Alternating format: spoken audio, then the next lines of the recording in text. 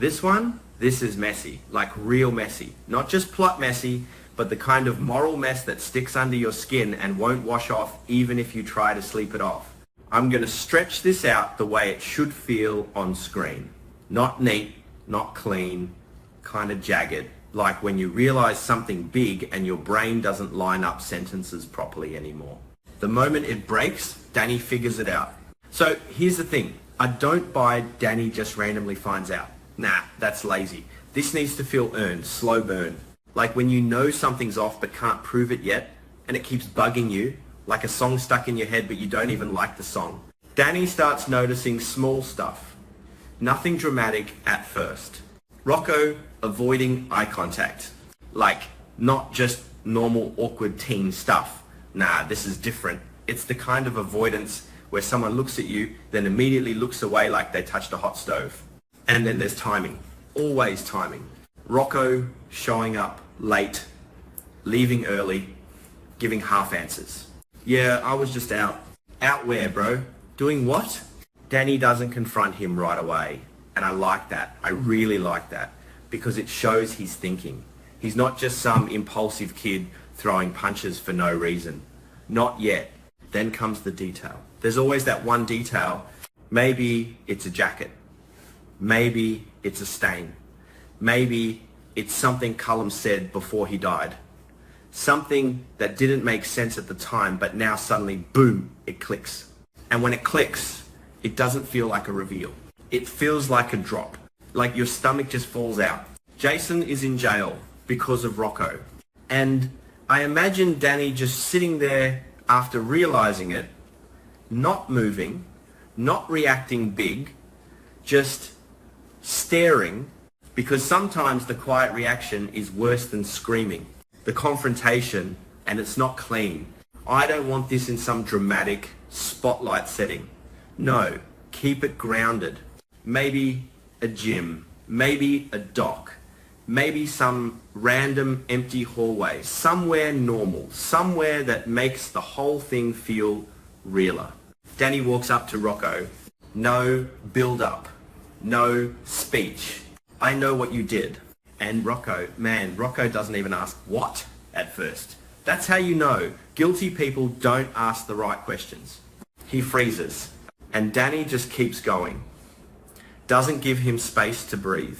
Cullum, that night, you were there. Rocco tries to deny it. Of course he does. You're crazy, man. I didn't. But it's weak. It's already weak. You can hear it cracking before it even finishes. And Danny pushes harder. Jason is sitting in a cell because of you. That's the line that lands. That's the one that breaks Rocco's defense. And then it slips out. Not a full confession. Not some clean, yes, I did it. Nah. More like, I didn't mean to. And there it is. Half truth. Half confession. Full guilt. Rocco. Not a monster, but not innocent either. This is where I think people get it wrong sometimes. They want a villain. A clear bad guy. But Rocco? Nah. He's worse than that. He's human. He's scared. Like actually scared. Not fake soap opera scared. I mean real gut level fear. The kind where your brain starts making excuses faster than you can process them. It was an accident. I panicked. I didn't know what to do. And I'm sitting here like, yeah, okay, maybe it was an accident. But here's the part that matters. You still let someone else take the fall. That's the crime on top of the crime. And Rocco knows it. You can see it in how he talks. How he can't even finish sentences properly anymore. Danny snaps. And honestly, I get it. This is the part where things go off the rails. Because Danny, he's been holding it together up to this point, barely. Like duct tape holding a cracked windshield. And then Rocco says something like, I was going to fix it? Nah, no you weren't. And that's when Danny loses it. First punch comes fast. No warning, just bam. And it's not cinematic, it's not cool, it's ugly, messy, off balance. Rocco stumbles back. Doesn't even really fight back. And that makes it worse because Danny keeps going. Not because he wants to hurt him, but because he doesn't know where else to put the anger. He's in jail because of you. You get to just walk around like nothing happened, and Rocco's just taking it, not defending himself, not swinging back, just absorbing it, which somehow makes Danny look even more out of control. And yeah, maybe someone steps in at this point. If it's Lulu or Nathan, then it gets complicated. Okay, so let's say it's Lulu or Nathan or both. They see the fight. They rush in to pull Danny off. Standard stuff, right? Nope, not standard. Because Danny starts yelling, "He killed Callum!" And here's the twist. They don't look shocked. They look tense, like they already knew. And Danny notices. Of course he notices. And that right there, that's the second betrayal. You knew, and they hesitate just for a second, but it's enough. And I swear that moment hits harder than the punch. Because now it's not just Rocco. It's adults. People who are supposed to know better. People who chose to stay quiet. The logic of silence and why it sucks. So Lulu, Nathan try to explain. And I get what they're trying to do. I really do.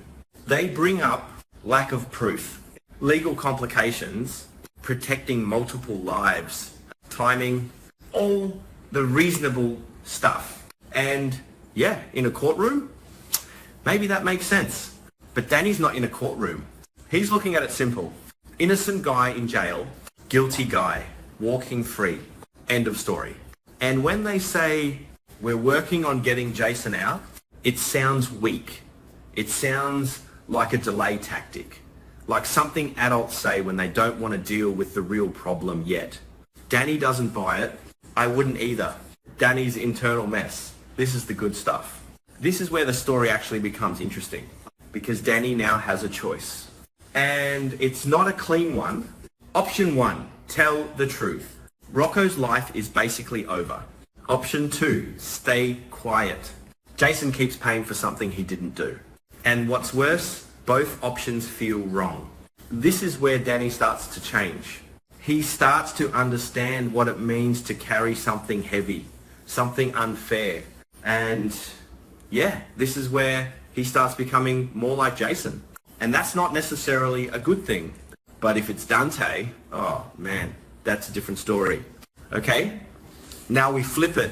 Same fight, same confrontation. But the person who walks in, Dante, and everything just shifts. Because Dante doesn't just see a fight. He hears enough, sees enough, puts it together, and when he realizes it's his son, that silence, that pause, that's the real explosion. Not yelling, not rage, just stillness. And I'm telling you, that hits harder. Dante's breaking point. Dante looks at Rocco, and it's not the same look anymore. Not my kid messed up. It's my kid did something I can't ignore. And Rocco sees it. You can tell he sees it. Because he starts panicking in a different way now. Not scared of jail. Scared of losing his father. Dad, I didn't mean to. And Dante doesn't answer right away. Because what do you even say? Law versus blood, the classic. But it works here. This is the core conflict. Dante the cop vs Dante the father. And yeah, we've seen this before in TV 1,000,000 times. But here, it actually works. Because it's personal in a messy, uncomfortable way. Dante knows what the right thing is. Turn Rocco in, clear Jason's name. Simple on paper. Impossible in reality. Because that's his kid. His kid, not some random suspect. Rocco begs, and it's not pretty. Rocco doesn't go full villain. He doesn't get defiant. He folds completely. Please, I'll fix it, just don't. And he can't even finish the sentence. Because don't send me to jail sounds too real when you say it out loud. And for a second, you see Dante hesitate. Just a second, but it's there, the decision. And there is no good one. This is where the story has to commit.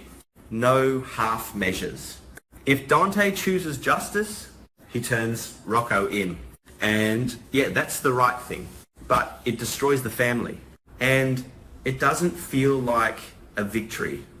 It feels like a loss.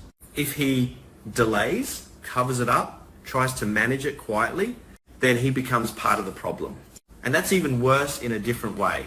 Because now he's not just a father protecting his son. He's a cop breaking his own code. And me, personally, I think the best version is the hardest one. I think Dante turns him in. Not immediately, not cleanly, but eventually, and it breaks him. Like, not dramatic crying, more like quiet damage. The kind that stays. Because sometimes doing the right thing doesn't feel right. And that's the point. The aftermath. And it doesn't tie up nicely. Jason gets out. Cool, great, justice, right? Nah, it's awkward. Because now everyone knows what it cost. Danny doesn't feel better. Rocco is gone. Or at least changed. Lulu, Nathan, if they were involved, look worse now. Like they delayed the inevitable. And Dante, he's not okay. Not even close. Final thought. This story isn't about the crime. And this is the part people might miss if they just watch it surface level. This isn't about who killed Cullum. That's just the trigger. This is about what people do after. The lie, the silence, the delay, the I'll fix it later mindset, and how that stuff spreads like a virus. Danny learns that truth isn't simple. Rocco learns that fear doesn't excuse damage. Dante learns that being right can still ruin you. And me, watching this play out, I'm just sitting there thinking, yeah, this is why people don't come forward. Not because they're evil, but because the consequences are too real. And once you wait too long, there's no clean way out anymore. Just less bad options.